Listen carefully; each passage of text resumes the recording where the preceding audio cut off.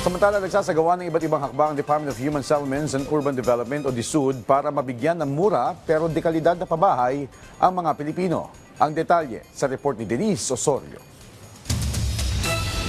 Alinsunod sa direktiba ni Pangulong Ferdinand R. Marcos Jr., pinabilisan na ng Department of Human Settlements and Urban Development o DSUD ang mga reforma at programa nito para mas mailapit ang serbisyong pabahay sa mas maraming Pilipino.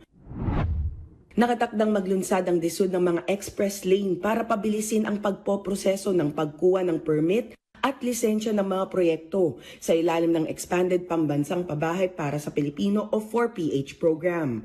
Sa pangunguna ni DSUD Secretary Jose Ramon Aliling, binigyang diin ang mas mabilis at mas simpleng approval processes para sa socialized housing projects, katuwang ang iba't ibang ahensya ng pamahalaan. Layunin ng inisyatibo na mapabilis ang turnaround time ng application process, palakasin ang digitalization at interoperability ng mga ahensya, at agad maipatupad ang mga polisiya na may direktang benepisyo sa housing stakeholders.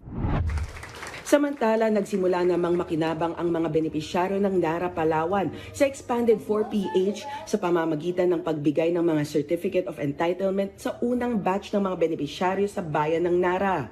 Pinangunahan ng DSUD ang awarding sa ilalim ng Presidential Proclamation No. 574 ng 2004 na naglalaan ng lupa para sa pabahay na inaasahang makikinabang ang humigit kumulang 2,000 pamilya sa buong lalawigan ng Palawan.